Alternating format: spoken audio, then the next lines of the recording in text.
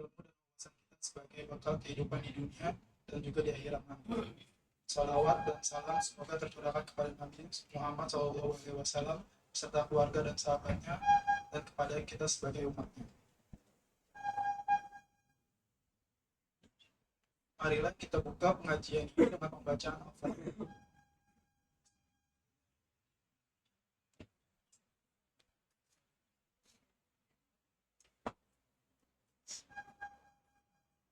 Marilah kita berlanjut dengan acara kedua, yaitu tausiah yang dipimpin oleh Ustadz Muhammad Siddiq Al-Sirmesi dengan tema Hadis Arba'in ke-36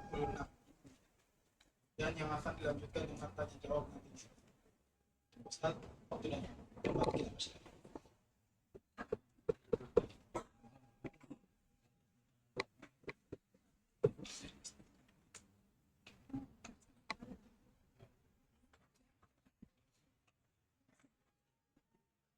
Assalamualaikum warahmatullahi wabarakatuh.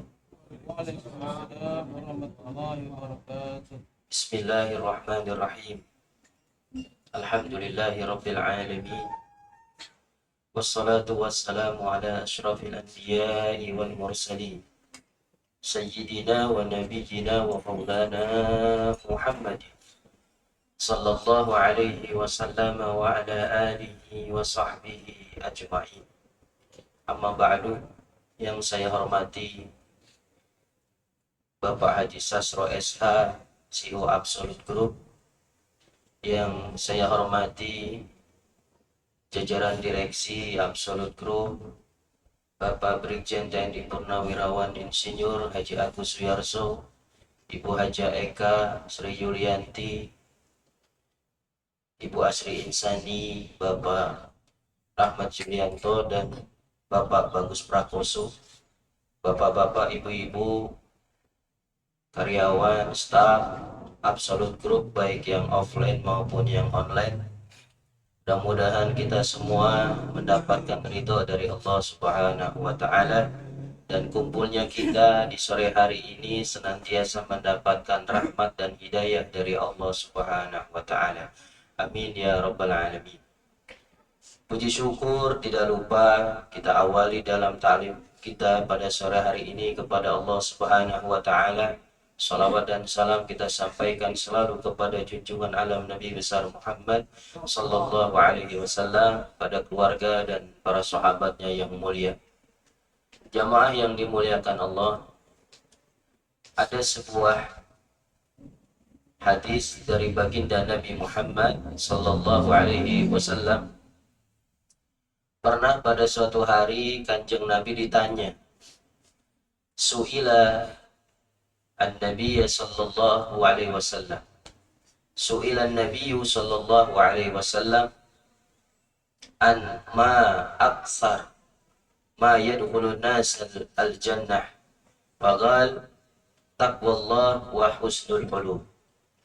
Wa su'ila an-Nabiy sallallahu alaihi wasallam an ma aksar ma yadkhulun nas an-nar. Faqala al-famu wal farju. Rawahu At-Tirmidzi. Yang artinya bahwa Kanjeng Nabi Shallallahu alaihi wasallam pernah ditanya. Pertanyaannya, ya Rasulullah, apa saja sih poin-poin penting atau apa saja hal yang paling penting yang menyebabkan manusia masuk ke dalam surga? Maka Rasulullah Sallallahu Alaihi Wasallam menjawab, sesuatu hal yang penting yang dapat menyebabkan seseorang masuk ke dalam surga itu ada dua. Yang pertama, kata Nabi, taqwallah, yaitu bertakwa kepada Allah Subhanahu wa Ta'ala. Wa husnul khuluq, dan yang kedua berakhlak baik. Ini dua poin yang kata Nabi, siapa orang punya karakter model begini, maka dia akan masuk surganya Allah Subhanahu wa Ta'ala. Yang pertama, takwa kepada Allah Subhanahu wa Ta'ala. Apa sih takwa itu? ulama mendefinisikan takwa dengan kalimat imtithalu awamirillahi wajtinabun nawahi, yang artinya takwa adalah melaksanakan segala kewajiban dari Allah Subhanahu wa taala dan menjauhi segala larangan dari Allah Subhanahu wa taala. Itu takwa. Apa yang Allah perintahkan jalani. Apa yang Allah larang jangan kau lakukan. Itu takwa. Kalimatnya simpel. Imtisalu awamirillahi wajtinabun nawahi. Tapi pelaksanaannya luar biasa. Baru aja dipanggil. As-salatu khairu minan naum. Subuh. Kira-kira banyak yang bangun apa banyak yang tidur? Luar biasa. Insya Allah karyawan absolut mau bangun sebelum subuh. Ngapain? Ya. Orang takwa ucapannya definisinya hafal, menjalankan segala perintah Allah, menjauhi segala larangan Allah. Mudah hafal sudah. Tapi pelaksanaannya, implementasinya yang luar biasa. Tidak semudah yang kita inginkan, kita bayangkan. Bahkan di zaman sekarang orang menjalankan ajaran agama bagaikan memegang bara yang sangat panas. Dijalankan, dipegang bara panas. Kalau dilepas, hilang akidah kita. Jadi mau tidak mau di zaman sekarang kita benar-benar luar biasa menjalankan agama yang begitu dahsyat godaannya. Suami istri juga sama. Suaminya sakit bukannya diobatin, dipoto. Pasang status suamiku sakit guys. Bayangin. Ya, luar biasa. Jadi menjalankan segala perintah Allah, menjauhi segala larangan Allah. Itu takwa secara global. Kalau kita bisa menjalankan itu karakter pertama yang bisa masuk ke dalam surga. Contoh, seorang istri ini yang udah nikah, yang baru nikah. Istri soleha, suami pulang kerja, siapin. Bahkan apa? Tunggu di pintu rumah kedatangannya. Karena Nabi Muhammad SAW mengatakan, ada wanita seorang istri yang pertama masuk surga, yaitu Muti'ah namanya. Kebiasaannya kalau suaminya pulang, Muti'ah selalu berdandan dengan rapi, menyambut kedatangan suami pulang kerja di pintu paling depan, menyambut kedatangan suami dengan wajah yang bergembira. Tuh, istri soleha. Di zaman sekarang beda. Udah pakai daster, nonton drakor. Suami mau datang, dicuekin aja. Istri soleha mah tidak. Oh, suamiku datang jam 5. Biasanya jam 5 datang nih. Udah siap-siap mandi, pakai parfum. Diam di pintu kedatangan suami, senyum, bahagia. Itu istri soleha. Dan kedua, siapin makanan. Dan siapin pecutan. Buat apa? Muti'ah di zaman Rasulullah bilang, bang, makanan aku udah siapin. Abang pasti lapar. Rasakan kalau ada makanan masakan aku yang kurang enak, maka bang, pecut saya bang sebagai istri yang tidak tanggung jawab bang. Pecut saya bang karena saya nggak bisa masak bang. Siapin pecut bayang. Ada yang begitu ada. Kata Nabi Muhammad, nanti ada wanita yang masuk surga. Bahkan golongan yang pertama, Muti'ah, itu karakternya.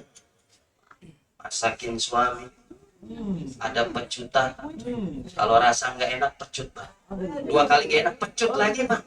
Nggak enak semua, pecut aja udah kita semua. Berarti saya belum menjadi istri yang soleha. Tuh, luar biasa. Jadi takwa itu apa? Ya, pernah Ini kenapa saya mengatakan kok banyakan ke perempuan Ustaz? Ya karena riwayatnya kebanyakan ahli neraka wanita. Betul tidak? Kebanyakan penghuni neraka kaum Hawa. Ketika Nabi Isra Mi'raj ke Sidratul Muntaha, di tengah perjalanan Allah buka hijab. Allah perlihatkan keadaan ahli surga, Allah perlihatkan keadaan ahli neraka. Malaikat Jibril gaibnya ditanya, "Ya Rasulullah, kenapa kau melihat ke kanan kau tersenyum, kau melihat ke kiri kau menangis?" Aku dibuka hijab oleh Allah. Ketika ke kanan aku melihat umatku di dalam surga, aku bahagia. Tapi ketika aku melihat di dalam ke kiri itu adalah aku melihat umatku di neraka. Aku menangis. Aku tidak rela umatku masuk ke dalam surga. Oh, nangis. Lalu ditanya, tahu nggak wahai Jibril, siapa yang paling banyak mereka penghuni neraka? Ternyata malaikat Jibril bilang, nggak tahu ya Rasulullah. Mereka kebanyakan kaum wanita. Jadi wanita harus benar-benar takwanya lebih daripada laki-laki. Fikih juga ada fikih wanita, nggak ada fikih pria, nggak ada. Betul? Karena saking kompleksnya masalah wanita. Harus benar-benar ngaji perempuan melebihi laki-laki. Ya. Baik, yang pertama takwa. Menjalankan segala perintah Allah, menjauhi segala larangan Allah. Itu syarat kalau mau masuk surga. Kalau larangan Allah masih dijalani, jangan harap mau masuk surga. Ustadz, saya mau masuk surga, Ustadz, insya Allah sholat rajin, puasa Ramadan rajin, tapi main judi slot masih. Waduh, belum bisa. Ya, main judi slot itu menghalangi orang masuk ke dalam surga, karena itu larangan Allah tapi masih dilakukan. Yang kedua yang menyebabkan orang masuk ke dalam surga, kata Nabi, husnul khuluq, menjadi orang yang berakhlak yang baik, berperangai yang sopan, uswatun hasanah, berakhlak dengan akhlak Nabi Muhammad sallallahu alaihi wasallam. Kepada yang lebih kecil kita menyayangi, kepada yang lebih besar kita menghormati. Dan kita tebarkan salam di antara kita. Kemudian apa saja akhlak dari Nabi Muhammad jalankan. Bahkan Nabi Muhammad di satu riwayat, kalau diundang oleh orang miskin, beliau datang lebih duluan daripada yang lain. Kenapa? Karena Rasulullah mengatakan, aku sangat cinta dengan orang-orang fakir dan miskin. Diundang paling duluan datang. Kalau kita kadang-kadang beda. Yang undang siapa? Orang miskin. Ya, agak semangat kita dah. Betul. Tapi kalau orang kaya, jam 7 habis isya acaranya, maghrib udah nongkrong. Kenapa? Wallahu alam dah kenapa itu. Jadi akhlak yang baik. Yang kaya kita hormati, yang miskin kita hargai, semuanya sama. Yang membedakan kita manusia adalah takwanya. Inna akramakum indallahi atqakum. Sesungguhnya manusia yang paling mulia di antara kalian di sisi Allah adalah takwanya. Bukan yang ganteng, bukan yang kaya, bukan yang pintar, bukan yang pejabat. Tapi yang paling mulia di mata Allah adalah yang paling bertakwa kepada Allah Subhanahu wa ta'ala. Maka milikilah kita akhlak yang mulia. Kalau orang mempunyai akhlak yang mulia, maka akan disenangi lawan maupun kafir. Orang akan senang dengan kita kalau kita berakhlak yang baik.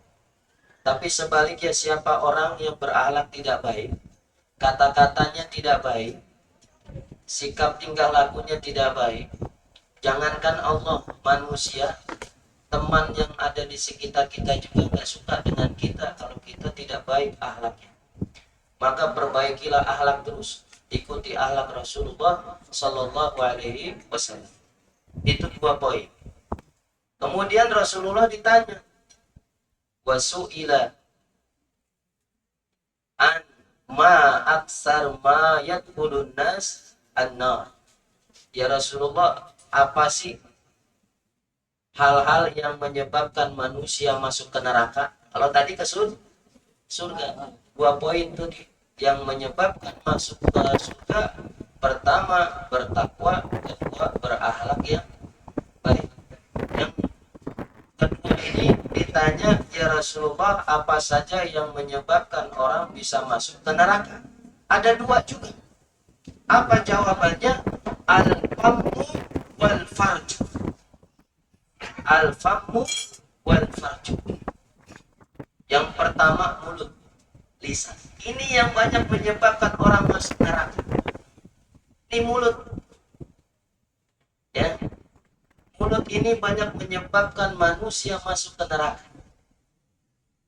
Hatta walau dalam pengajian. Kadang-kadang maaf di acara maulid mahadul qiyam, lagi baca sholawat aja bisa nyebabin masuk neraka. Itu lagi maulid. Gimana lagi biasa? Contoh, ibu-ibu biasanya ini. Begitu ya Nabi salam alaika, semuanya itu langsung mengingat Rasulullah SAW.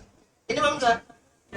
Ya Nabi pakai baju baru, belum lunas paling itu dapat utang ya. Emang dia mah begitu biasanya, Nek. Iya. Tapi ngomongin orang. Lagi maulidan, sholawatan, ngomongin orang, lisan. Makanya ulama mengatakan salamatul insan fi hifdzil lisan. Selamatnya manusia itu dalam menjaga omongan. Kalau orang bisa menjaga ucapan, dia selamat. Tapi kalau orang tidak bisa menjaga ucapannya, pasti dia akan sengsara. Baik di dunia, lebih-lebih di akhir. Makanya jangan bicara yang tidak ada manfaatnya. Kata Nabi Muhammad dalam hadis yang lain, man kana yu'minu billahi wal yawmil akhir khairan aw liyasmut. Artinya, barang siapa orang yang beriman kepada Allah dan hari akhir, maka ucapkanlah dengan ucapan yang baik-baik saja. Kalau bicara yang baik-baik saja. Kalau tidak bisa, kata Nabi Muhammad, aw liyasmut, lebih baik diam. Berarti barometernya ini mulut kita, lisan kita. Kalau saya bicara harus manfaat. Kalau nggak bisa, diam aja. Itu selamat kita. Ya, kalau bahasa kita kan mulutmu harimau. Ya, dalam ilmu hikmah, salamatul insan fi hifdzil lisan. Selamatnya kamu dalam menjaga ucapan. Kamu bisa ucapan bisa dijaga, bagus, masuk surga. Tapi kalau nggak bisa mengatur ucapan kita, maka kita sengsara dunia dan akhirat. Ustaz, kalau lewat chat gimana? WA ngomongnya nggak benar, tapi WA nggak pakai sama saja. Pengertikan perwakilan dari ucapan. Ya nggak? Orang baik-baik, dia jawabnya ya maaf, bahasa-bahasa yang kasar. Itu bisa menyebabkan sama juga lisan yang tidak benar, sama juga dalam kurung pengetikan WA yang tidak benar. Ya, itu juga menyebabkan kita terhalang masuk surga, malah menjerumuskan masuk neraka. Hati-hati, jaga lisan. Yang terakhir, perkara yang menyebabkan manusia kebanyakan masuk ke neraka adalah apa? Al-farju. Apa itu farju? Bahasa Arab. Bahasa kitanya apa bahasanya? Ya, alat kelamin kita. Kemaluan. Ya bukan porno, bukan, emang kudu dijelasin begitu. Kemaluan kita ini banyak orang masuk ke neraka. Baik yang udah nikah maupun yang belum nikah. Lagi yang udah nikah. Yang udah nikah juga banyak ketika tidak bisa dijaga kemaluannya. Maaf, banyak perzinahan. Betul ya? Banyak liwat. Banyak pokoknya mah kemaksiatan aja di bidang begituan. Ya, itu banyak, baik yang sudah nikah maupun yang belum nikah. Banyak kemaksiatan yang dilakukan yang berurusan bagian bawah. Itu menyebabkan pelakunya masuk ke neraka. Bahkan kalau yang udah nikah, hukum syariatnya dalam fikih itu ditimpukin, sampai mati itu pelakunya.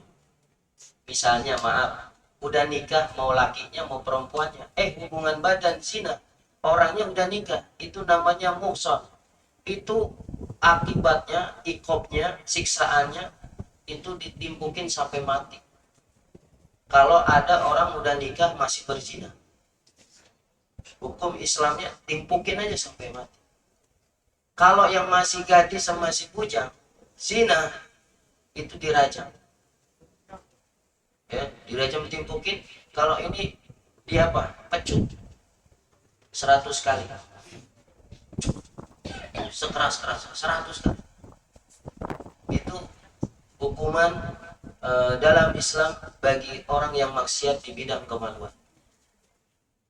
Itu dunia. Di akhirat kalau dia tidak bertobat, masalah perzinahan, ya, maka dia tidak akan, jangankan masuk surga, mencium wanginya surga sekian mil di luar surga tidak akan Allah perkenankan. Tapi aneh bin ajaib, zaman sekarang umat Islam masih banyak yang merajalela perzinahan. Betul? Menganggap remeh, menganggap biasa. Padahal apa? Padahal itu merugikan bukan saja untuk dirinya, tapi 40 rumah yang ada di sekitarnya itu menjadi apes karena perbuatan pelakunya. Maaf, misalnya di sini terjadi perzinahan, 40 orang, 40 rumah sekitar itu terbawa apes gara-gara perbuatan fahisyah tersebut. Makanya perlu dijaga kita, lingkungan kita, jangan ada yang berbuat zina. Ya, pernah ada yang lapor ke saya, pelaku zinahnya datang ke saya. Assalamualaikum Ustaz. Waalaikumsalam. Ini kisah nyata, bukan porno, bukan. Assalamualaikum. Suami istri ininya apa, belum nikah, pacaran, suami laki perempuan datang. Laki perempuannya datang. Mungkin apa, penasaran yang dilakukan hukumnya gimana, bingung. Datang, diam-diam. Tapi Ustaznya cerita, enggak cerita ke yang lain, di sini aja. Tanpa menyebut nama. Datang berdua nanya, Ustaz, ya kenapa? Ini kita maaf ya Ustaz, mohon maaf ini. Saya mau suruh terus terang. Ya kenapa? Kita belum nikah. Ya terus, ya kita pacaran. Ya terus, ya kita begituan. Apa tuh begituan? Tafsirannya macam-macam. Ya Ustaz masa gak ngerti? Ya kagak ngerti emang. Takut salah paham. Ya kita udah begitu Ustaz. Ya pokoknya akhirnya kasih contoh, ada tangannya goyang-goyang begitu. Oh begitu, iya. Tapi masuknya sedikit Ustaz. Enggak semuanya, enggak setengah, seperapat. Tahu-tahu pas udah seperapat sadar tuh nggak mau, cabut lagi. Itu hukumnya gimana Ustaz? Tuh, itu sampai begitu bagus juga pelaku. Tapi nanya pikir, tapi udah dikerjain. Dan ini kisah nyata terjadi. Saya bilang luar biasa setannya sama luar biasa penasaran hukumnya. Akhirnya kita kasih nasihat. Pertama, itu udah dosa berbuat, tobatan nasuhan. Ya Ustaz, ya sadar, ya insya Allah mau tobat. Enggak, ini masalah hukumnya gimana? Termasuk zina apa enggak itu? Saya bilang zina sudah. Iltiqa'u. Iltiqa itu bertemu. Iltiqa minal khitain, ketemu dua alat kemaluan, ketemu. Jangankan nempel sedikit, apa masuk dikit, nempel aja tinggi hati itu, nempel sebentar jadi. Ya, tidak ada syarat harus masuk setengah apalagi maksimal, tidak. Dia nempel itu udah terjadi. Dia bilang saya setengah, tetap sedikit, tetap. Termasuk si zina, hati-hati, nggak boleh. Mau dikit mau banyak zina. Ya, nah ini banyak terjadi, ini yang terus terang, banyak yang tidak terus terang. Kenapa? Mungkin di Indonesia atau wilayah kita, apa ekonominya nggak jelas, imannya berantakan, pikiran galau, hati nggak tenang. Bisa jadi di sekitar kita ada yang melakukan hal-hal yang demikian. Makanya kita jaga minimal wilayah kita, komunitas kita, orang-orang yang dekat di sekitar kita jaga, jangan sampai melakukan persinahan. Bagaimana Ustaz caranya? Jangan pacaran. Karena pacaran wasilah perantara menuju persinahan. Kalau mau nikah taruh sebentar, nikah selesai. Ya, ini mau taruh 3 tahun. 3 tahun kagak jadi. Ya, tinggal. Jangan. Jadi jamaah sekalian yang dimuliakan Allah, kembali lagi ke dalam hadis bahwa Nabi Muhammad SAW pernah ditanya tentang perkara apa yang banyak menyebabkan manusia masuk ke dalam surga. Jawaban Nabi ada dua. Pertama, takwa kepada Allah, menjalankan segala perintah Allah, menjauhi segala larangan Allah. Yang kedua, berakhlak yang baik. Orang yang baik, nggak pintar tapi akhlaknya bagus, itu calon ahli surganya Allah Subhanahu wa Ta'ala. Syukur-syukur akhlak baik, cerdas, pintar, beriman, soleh, luar biasa. Kemudian Nabi pernah ditanya, apa saja yang banyak menyebabkan manusia masuk ke neraka? Jawab Nabi ada dua. Karena sebab mulut yang tidak bisa dijaga ucapannya. Yang kedua, karena kemaluannya yang tidak bisa dijaga. Kalau ingin melakukan kebutuhan biologis, lakukan illa fit nikah, kecuali dengan satu pintu yang namanya pernikahan. Tidak ada yang lain.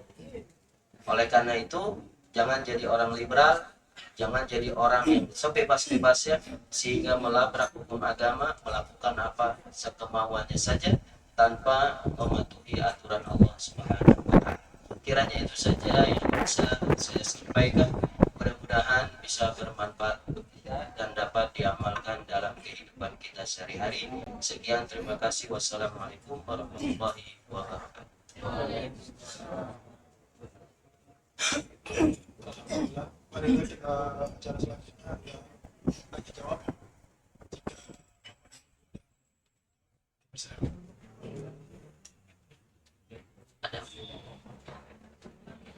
Bismillahirrahmanirrahim. Assalamualaikum warahmatullahi wabarakatuh. Waalaikumsalam warahmatullahi wabarakatuh. Izin Ustaz, mungkin pembahasan terkait amal tadi Ustaz menjelaskan bahwa penghuni di neraka kebanyakan dari kaum wanita. Saya izin mungkin mohon Ustaz dijelaskan mungkin untuk amalan seorang istri yang baik, yang bagus seperti apa Ustaz, supaya seorang istri tersebut tidak terjerumus ke dalam neraka. Assalamualaikum warahmatullahi wabarakatuh. Wakili ibu-ibu. Baik, terima kasih kepada Ustaz Ahmad Royani, LCMA.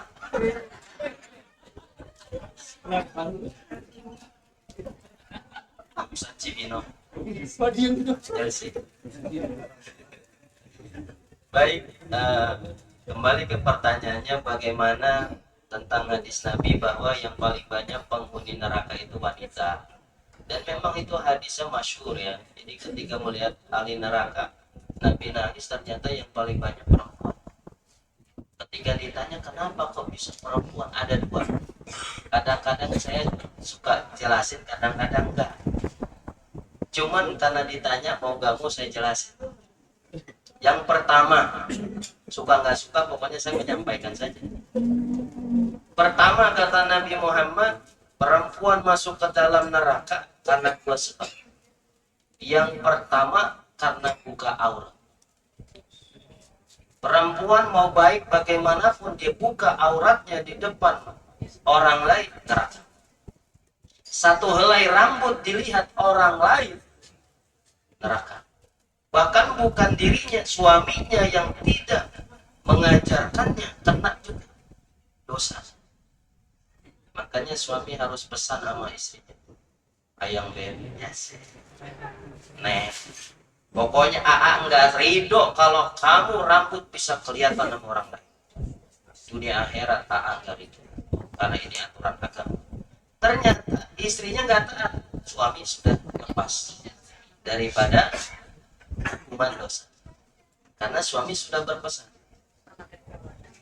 Tapi kalau suaminya nggak berpesan, istrinya buka-bukaan, istrinya dosa, suami apalagi. Karena kelakuan istri, suami nanggung. Makanya apa? Suami tanggung jawab segala-galanya, istri kudu taat sama suami. Jadi yang pertama, kebanyakan perempuan masuk surga karena buka aurat. suka atau tidak, ini dari Nabi Muhammad Sallallahu Alaihi Wasallam.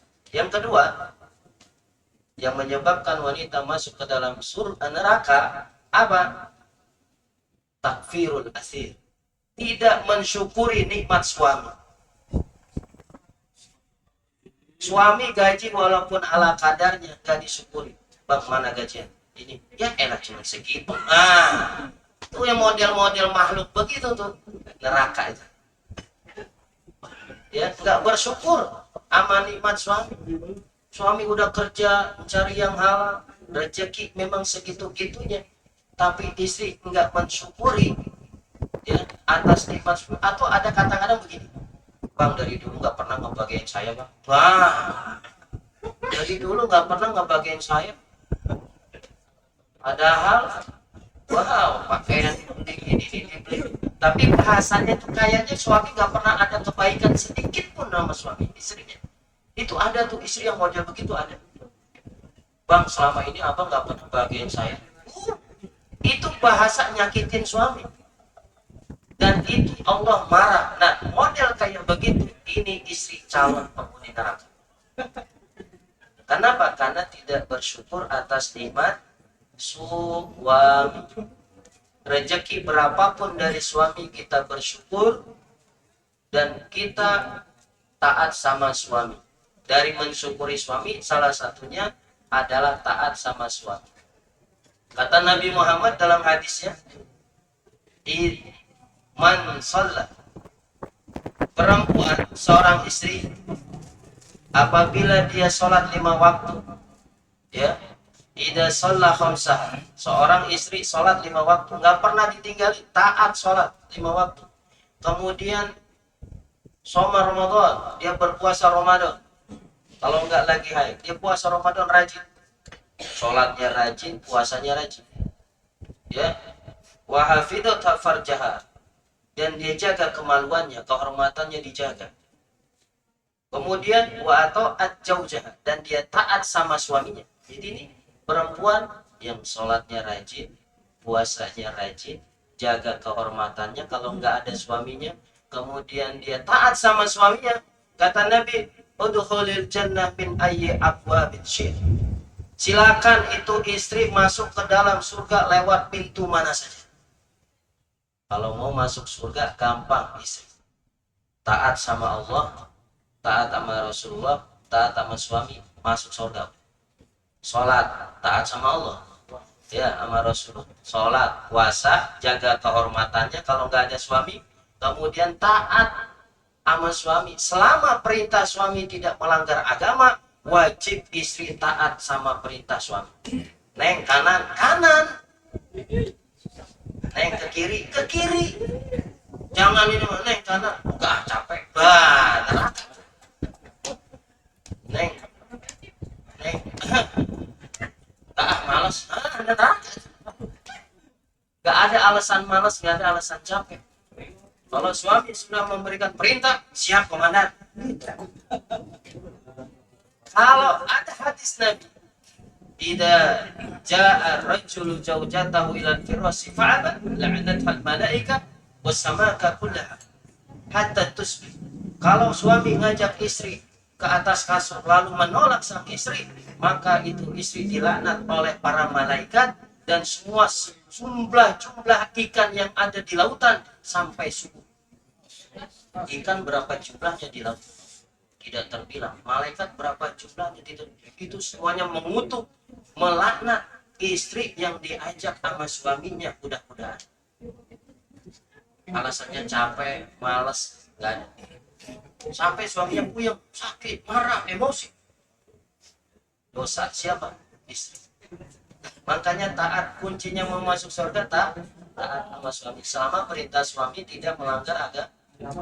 Udah begitu saja. Bagi yang udah nikah, taat suami, surga. Ustaz, saya mah taat sama suami aja geblek. Nggak boleh ngomong suami geblek. Urusan suami dia maksiat, urusan dia dengan Allah. Tapi bagi istri taat sama suami, kunci surga. Bisa jadi istrinya surga, suaminya neraka. Tapi jangan sama-samain. Biarin aja saya kagak sholat Ustaz, suami aja kagak. Sama itu sama. Kita ajak suami soleha, bang, sholat ngapa bang? Sholat. Saya sholat, abang nggak sholat, biarin aja kamu aja saya bang. Kita nasihati, kalau enggak ya udah kita masuk surga. Ya kagak. Yang penting nasihat. Kemudian apa? Jangan ngikutin suami kalau suaminya maksiat. Istri harus tetap taat sama suami. Terakhir, ini pertanyaannya membuat penjelasan panjang. Pernah saya ceritakan bahwa ada seorang istri di zaman Rasulullah, ada suaminya pergi, "Nek, saya mau perang ikut Rasulullah melawan kafir-kafir. Kamu nggak boleh keluar rumah sebelum saya pulang." "Siapa?" "Sami'na wa ata'na." Kami taat, kami dengar, kami taat, kami laksanakan. Pergilah suaminya dengan Rasulullah berperang. Di perjalanan berhari-hari ada pamannya dari pihak bapaknya datang, "Assalamualaikum warahmatullahi nih, bapak kamu sakit, tengokin nggak pak?" "Nggak pak, nggak boleh sama suami, nggak boleh keluar tanpa izin sampai suami saya pulang." "Tuh bapak kamu tetap nggak bisa, saya taat sama suami." Begitu udah meninggal, "Bapak kamu udah meninggal, tolong seumur kamu hidup dibina dididik sama bapak kamu, terakhir kali lihat wajahnya terakhir sebelum dikubur." "Nggak bisa." "Oh nggak bisa, ini saya taat sama suami." "Siapa sih anak yang nggak tega sama bapaknya begitu?" "Nangis saya pengen, cuman saya taat sama suami." Kubur, itu bapak udah dikubur, tengokin ziarahin." "Nggak bisa, tetap saya taat sama suami." Tuh nangis ngebatin. Situ orang tua ayah, ini suami, tapi dia lebih taat sama perintah suami. Datanglah, alhamdulillah selamat perang dengan Rasul. Datang cerita tuh istri, "Bang, ini om tadi datang kemarin bla bla bla bla begini, saya nggak datang sampai ayah saya dikuburkan. Saya taat kepada akang, kepada emas." "Gimana?" "Masya Allah, kita nggak tahu nih saya kayak gimana. Kamu termasuk anak yang durhaka atau taat sama bapak kamu?" "Taat ke saya sama bapak kamu gimana?" Kita tanya sama Rasulullah, tanya ke Rasul, "Ya Rasul begini-begini." Apa jawaban Rasulullah? Rasul menjawab, bapaknya telah masuk surga karena punya putri yang taat sama suami. Subhanallah. Istrinya taat sama suaminya menyebabkan bapaknya masuk surga. Tuh, kalau secara dohir anak durhaka, betul ya? Karena nggak mau nengokin bapaknya dari sakit, dari terakhir mau dikubur sampai dikuburkan nggak datang. Secara dohir iya, tapi secara batin dan agama dia taat kepada suami, itu adalah ketaatan di atas segala-galanya. Makanya kata Nabi, "Ini istri kamu karena taat kepada kamu menyebabkan ayahnya diampuni dosa-dosanya dan dimasukkan ke dalam surga karena punya anak, punya putri yang taat sama suami." Makanya kalau sudah nikah, nih pesan buat perempuan, kalau sudah nikah taatnya sama suami, bukan sama orang tua. Dia harusnya taat seorang tua, taat sama suami. Tapi intikal, perpindahan ketaatan itu setelah ijab kabul. Pada pernikahan maka ketaatannya berpindah dari taat kepada orang tua pindah kepada suami. Apalagi kalau terjadi perbedaan, orang tua pengen ke kanan, suami pengen ke kiri, wajib taat urusan perintah suami. Ini kisah dari Rasulullah Shallallahu Alaihi Wasallam. Itu saja yang mudah-mudahan bermanfaat.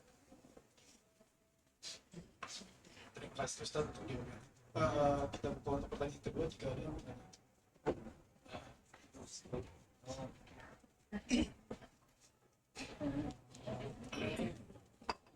Bismillahirrahmanirrahim. Assalamualaikum warahmatullahi wabarakatuh. Izin bertanya Ustaz, ada titipan dari Samarinda pertanyaannya. Jadi ini ada pertanyaan Ustaz, sepasang muda-mudi yang mungkin sebelum menikah pernah melakukan maksiat. Apakah pada saat dia menikah itu sudah menjadi taubatan nasuha Ustaz atau belum? Terima kasih Ustaz. Baik. Ini titipan apa? Yang lagi pacaran Ustaz. Dia pacaran, melakukan kemaksiatan, akhirnya menikah. Pertanyaan, apakah dengan menikah itu dia tandanya udah tobat gitu? Pertama, kita harus tahu syaratnya taubat dan nasuha. Taubat artinya kembali ke Allah. Taba yatubu tauban wa taubatan. Bahwa taibun, ya, orang yang kembali ke jalan Allah itu namanya taubat. Kembali ke Allah itu taubat. Nah, syaratnya ada 3. Yang pertama, dia menyesali perbuatan maksiatnya. Dia menyesal nggak?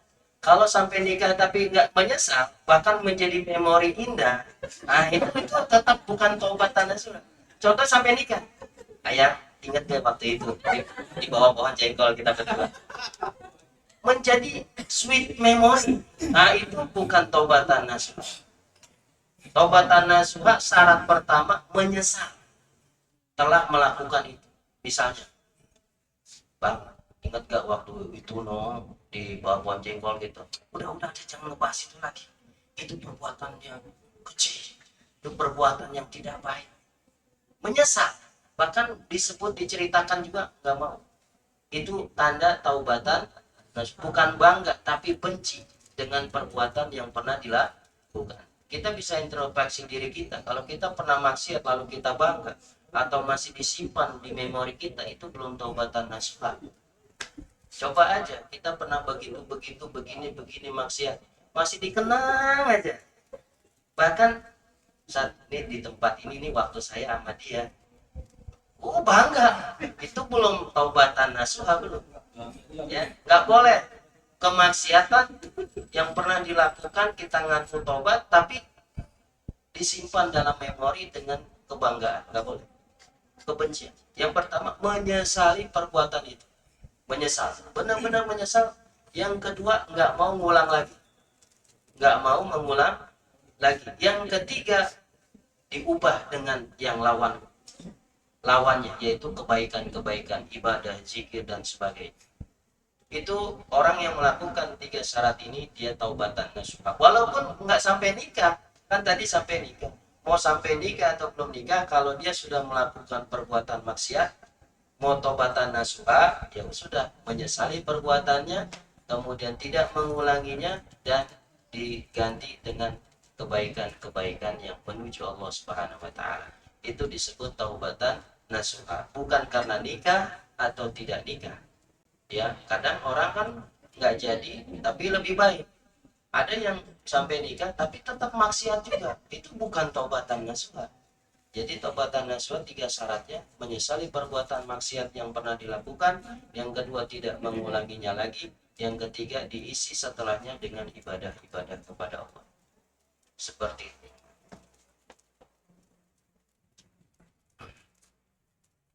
Terima kasih atas jawabannya, Ustaz. Apakah ada yang mau menambahkan?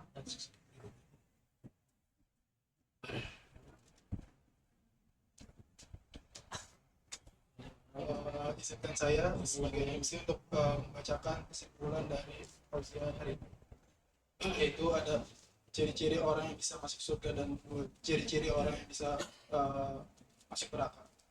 Ciri-ciri orang yang masuk surga adalah orang yang bertakwa, yaitu adalah orang yang melaksanakan kewajiban dari Allah dan menjauhi segala larangan dari Allah yang diperintahkan oleh Allah. Lalu ada orang yang berakhlak baik, yaitu menjaga akhlaknya dan mengikuti akhlak seperti Nabi Muhammad SAW. Lalu ciri-ciri yang orang yang masuk neraka adalah orang yang tidak bisa menjaga lisan ucapan kepada orang lain. Dan serta ciri-ciri yang kedua yaitu al-fajru, atau orang yang tidak bisa menahan hasrat dan kemauannya dalam berzina. Auzubillahi min dzalik. Oke, itu saja dari saya. Sebelum berdoa, saya selaku pembawa acara, jika terdapat salah kata ataupun sikap yang tidak berkenan di hati Bapak Ibu sekalian, saya mohon maaf sebesar-besarnya. Kepada Ustadz Siddiq Kasih Messi, silakan memimpin doa. Kami persilakan. Baik Bapak Ibu sekalian, mari kita berdoa kepada Allah Subhanahu wa taala. Mudah-mudahan apa yang kita bahas menjadikan keberkahan dan semoga menjadi ilmu yang bermanfaat dan semoga bisa diamalkan dalam kehidupan kita sehari-hari. Semoga kita menjadi wasilah taklim kita menuju Allah Subhanahu wa taala. Astagfirullahaladzim, astagfirullahaladzim, astagfirullahaladzim. Bismillahirrahmanirrahim. Alhamdulillahirabbil alamin. Allahumma shalli ala sayyidina Muhammadin wa ala ali sayyidina Muhammadin. Allahumma faqihna fid din, Allahumma faqihna fid din, Allahumma faqihna fid din. Wa'allimna ta'wil, wa'allimna ta'wil, wa'allimna ta'wil, wa'allimna bis-salihin, wa'allimna bis-salihin, wa'allimna bis-salihin. اللهم انفعنا بما علمتنا وعلمنا الذي ينفعنا وزدنا علما نافعا وزدنا علما نافعا وزدنا علما نافعا يا رب العالمين. ربنا آتنا في الدنيا حسنة وفي الآخرة حسنة وقنا عذاب النار. وصلى الله على سيدنا محمد وعلى آله وصحبه أجمعين والحمد لله رب العالمين. Sebagai penutup acara pengajian sore ini, marilah kita membaca doa kafaratul majlis. Subhanakallahumma wa bihamdika asyhadu an la ilaha illa anta astaghfiruka wa atubu ilaik. Wassalamualaikum warahmatullahi wabarakatuh. Waalaikumsalam warahmatullahi wabarakatuh.